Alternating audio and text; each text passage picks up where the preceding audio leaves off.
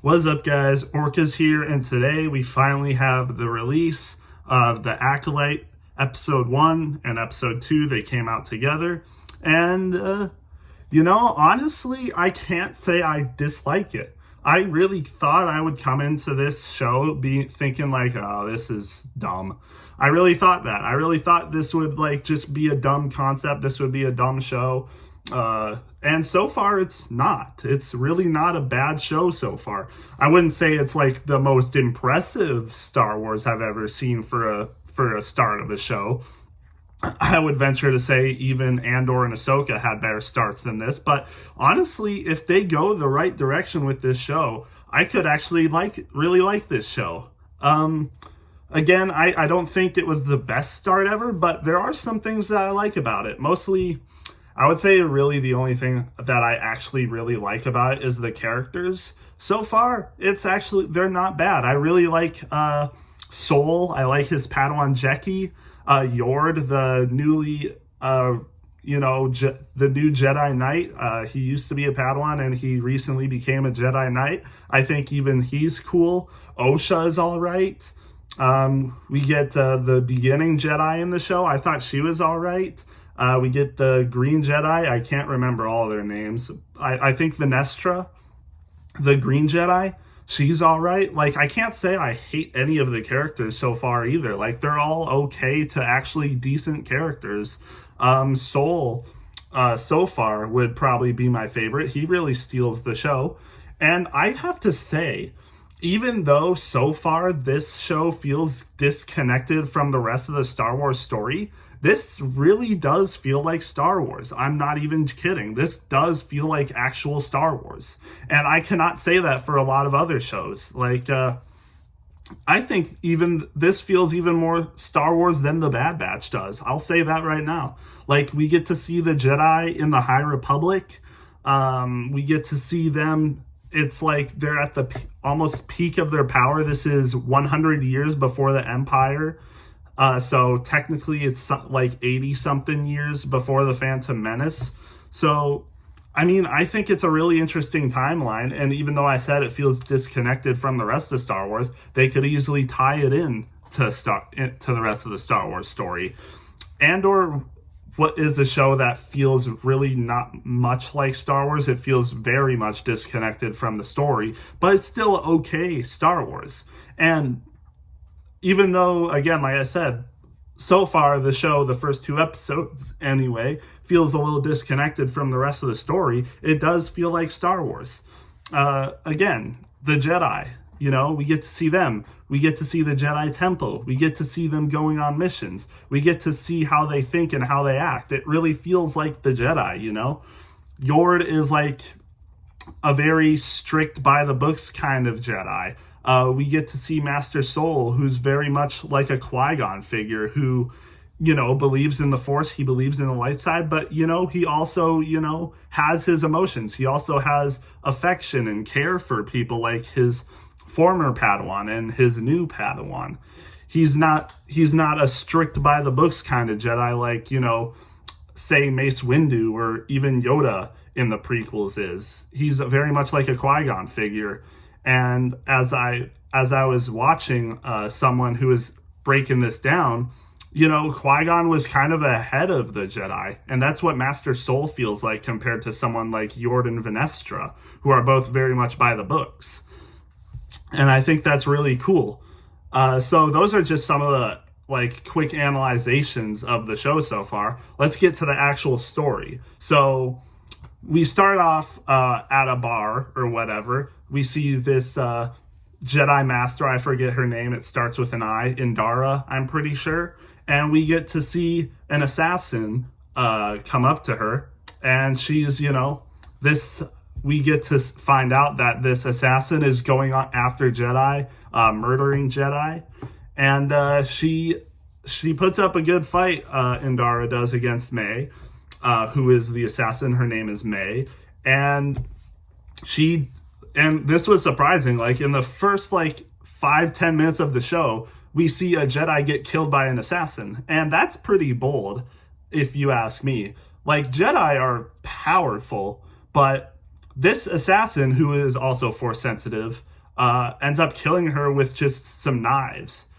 And that was cool. And this wouldn't have happened, I wouldn't say, but what the assassin May does is there's a bartender, obviously still like going for the, cleaning up and like, just being there, I guess. And what May does is she throws a dagger at the bartender, probably knowing that the Jedi is going to save the bartender. I don't think she was not going for murder there. She knew that she wasn't going to be killing the bartender because of how the Jedi works. And she knew that Endara would save the bartender by using the Force to stop the blade. And while she does that, has her guard off, plunges a knife right through her heart and kills her. So that was a very interesting start. And then we get to see how the Jedi react to this. It's very much like a murder mystery. Like, who killed, why is there someone out here killing Jedi? All that stuff. We meet Master Soul, Yord, his Padawan. We even see a Zygerian Padawan, which I thought was pretty cool. I don't think we've ever seen a Zygerian in live action before, so really cool to see that. Very much feels like Star Wars, because also there's a ton of like alien species. It's not all just humans. We get to see how the universe it really is, the galaxy really is, how diverse it is, and that's really cool. How they can use it to make it feel like Star Wars. And that's one of the cases where I think the diverse cast is a really good thing, because it really does feel like Star Wars. It feels lived in, which I think is cool. And again, we get to see how the Jedi react to this murder, how they're going to have to find her. Then we cut to a character named Osha, who is the twin of May, and she is framed for this murder of the Jedi because, of course, they look exactly like each other. But eventually Osha clears herself, and because they figure out like she wasn't even there when this murder happened, so she's clear. And we get to see a whole Jedi task force go after the actual... Well, first we see the Jedi task force assemble and go after Osha, who they think is the murderer. But again, while she's on that ice planet, she clears herself because she wasn't even there. They get like sensed... They sense that she definitely isn't the one that did it, again, because she wasn't there. Soul believes her, and Osha, by the way, is Soul's former Padawan, and she leaves because of like some complications of what happened to her in the past. And this is also interesting. They recruited her into the Order when she was 8 years old, and if you know anything about the Jedi Order, they don't recruit kids that get that old in age. Normally, they take kids when they're babies or like 3 years old at the most. So that emotions aren't like clouding their judgment, and like they don't have like affectionate feelings and love towards other people like Anakin did with the love of his mother and the fears he had of like losing her and stuff like that. That's why they don't take children in that get to be older to that age, because those feelings and emotions and all that stuff are very much there.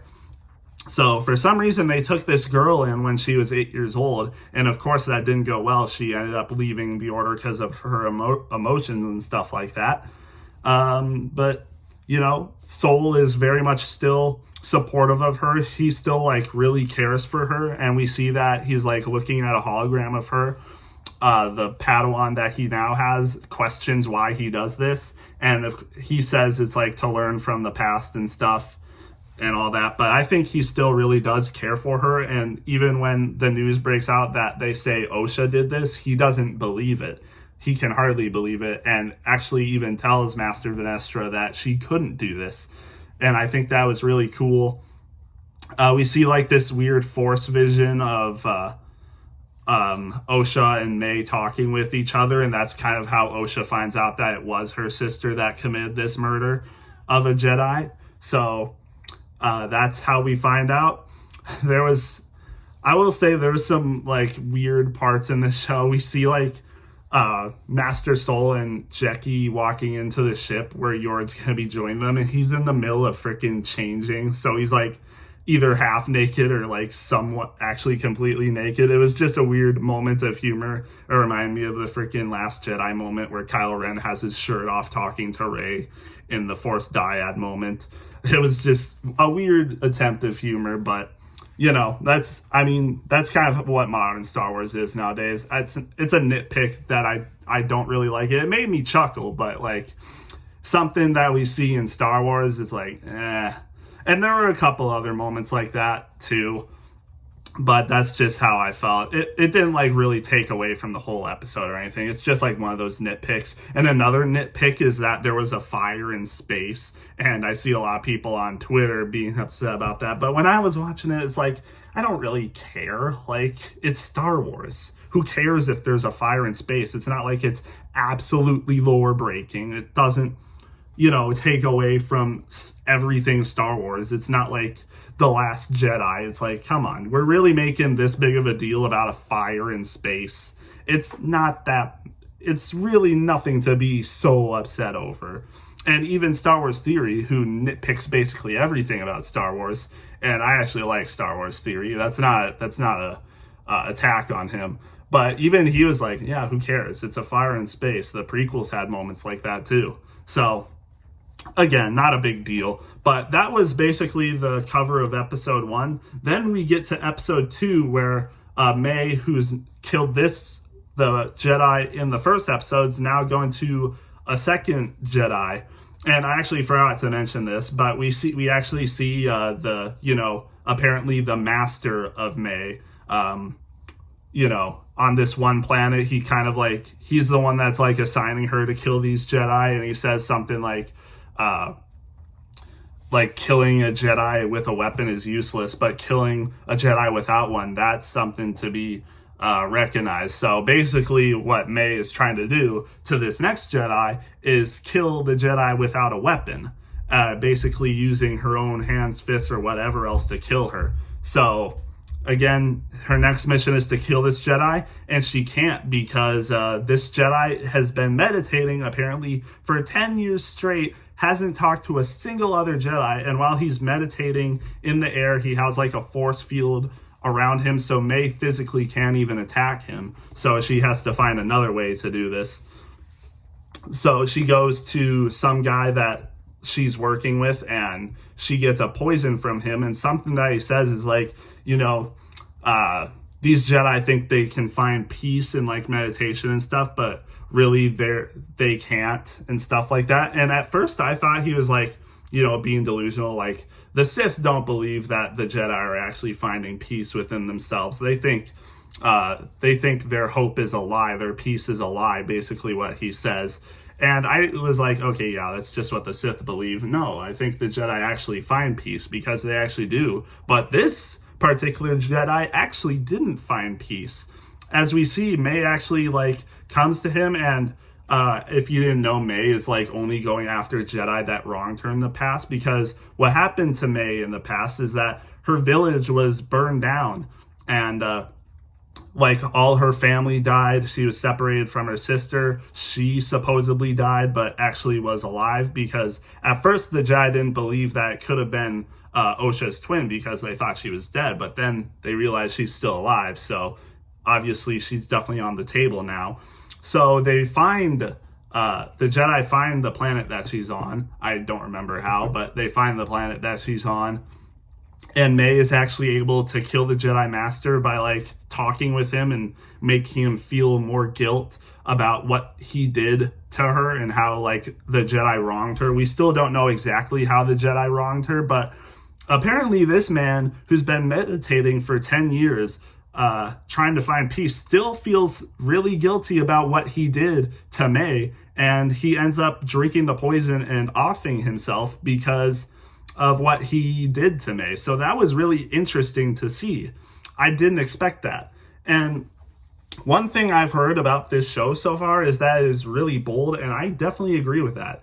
This assassin has already killed 2 Jedi in the first 2 episodes. whether just by direct combat, putting other people's lives at risk so that she can find an opening, to convincing a Jedi Master that he still feels guilt about what he did to her and literally offs himself for that, even though he's been meditating and trying to find peace for 10 years straight. So that was really interesting to see. We see the Jedi, like, they're on her trail now. They find that the dealer that she's been working with, they get some information out of him, so they are able to find May, and they have her cornered. She has a brief fight with Soul, and Soul definitely overpowers her. You can tell that he's definitely stronger, even stronger than the other Jedi that Indara that May killed. She's definitely stronger than her at this point. She wasn't able to do anything. He disarms her of all her weapons even before she can use them. So that was, I think it was pretty cool, those fights. And they have her cornered because of the plan they set up to get her, but she uses like this force repulse that kicks up a ton of dust and she's able to escape. But Osha, who wasn't allowed to be on the mission to capture her, ends up finding her. They both see each other. I don't know if this was intentional or not, but Osha misses the stun rounds that she fires at May, and May gets away. And again, I honestly don't know if she missed those shots on purpose or if she just wasn't a good shot or something, but she misses her shots. And again, I don't know if she like let her leave on purpose, but if that's the case, I hope that's addressed in the next episode, because letting her escape is definitely not a good move. Like, definitely not a good move. And again, like I said, these twins are definitely very close to each other. They both are involved with the fire. Osha thought she died and stuff. You can tell they still are like, they have close feelings to each other because they're sisters and all that. And Soul is also one of the people that feels guilty about what happened in the situation and with May, and he tries originally to like get her to come with him, and that doesn't work. So again, just not a good situation. May escapes, and that's basically the end of episode 2, honestly. There's not much else I can say about that. But again, like I said, for what I think about this show so far, it's really not bad at all. I wouldn't say it's the greatest start we've ever seen to a show, but it's not bad. The cutoffs are weird. The show actually ends with, I don't remember his name, but we see, I think it's Kalnaka, a Wookiee Jedi on some planet, that the dealer with May tells May about, and I'm assuming that's where May is going to go next, to this Wookiee Jedi. We see him on his planet. So that's basically the end of the show. I will say again, the way they like end these episodes is actually kind of weird, from being with the Acolyte's master. How that just ended really weird. This episode with the Wookiee Jedi also ended really weird. So I'm not sure what that's all about, but you know, I thought, again, these episodes were still all right. Like, they're not bad Star Wars at all. And I didn't expect to say that. Now, there are rumors that episode 3 is not going to be good at all. Like, there's some things that make it on par with as bad as The Last Jedi. And, of course, those are just rumors. Like, people will overblow things for sure. I'm pretty sure even the same things were said about a certain Ahsoka episode that was going to be like, oh, this is going to ruin everything. And that didn't happen at all, really. How it didn't ruin everything. You could argue maybe they were talking about Sabine using the Force, but it's honestly, and while that is like a questionable moment, it's not The Last Jedi levels of bad. So I don't know what they're talking about for this show for episode 3 coming up, but hopefully it's not true. And of course, there's a lot of controversial things that the cast and the director has said about this show, how it's going to be, you know, completely woke, I guess. But I have to see it first, because apparently these first two episodes have not felt like that at all. And I actually somewhat kind of like them. They're not the greatest Star Wars I've ever seen, but I think there's still some things to like about them, like the characters and stuff, and even how the Jedi are at this point. I think it's somewhat interesting. And another like weird thing about, like, the story is definitely lacking in my opinion. This was surprisingly predictable. Like, I didn't think we would find out who the, and I was literally like saying this to myself, is like, okay, well, we just figured out who the killer is already. What's gonna be the, thrill here? What's gonna be the surprise? What's the twist here? Because I thought this was gonna be like a whole twist on it. It's like, oh, what's gonna happen here? Who's the killer? What's gonna happen? But it feels really predictable, which I didn't think was gonna happen. So again, we'll just have to wait and see, though. It should all come together. Hopefully, honestly, the show can either get way better from here, or could it get worse? I don't think it can stay the same. So whatever episode 3 is, it could definitely be better, but it could definitely be worse. Hopefully the story improves. Hopefully we get more improvement on some of the main characters. Because I would say, even though Osha and May are the main characters, I would say that I don't like them as much as some of the other characters, like Sol, Jeki, and Yord. I would say I like those characters more, but hopefully they can add on to the story, improve the story from here. But we'll just have to wait and see. Overall, I would say for these first 2 episodes, I'd give them like a 7.2 out of 10. So a little bit of a higher C tier, I would say. But other than that, not bad. Hopefully it can only get better from here, but we'll just have to wait and see. Nothing really too much to hard complain about. So that's always a good thing with Star Wars. So yeah, with that being said, I'll see you guys in the next one.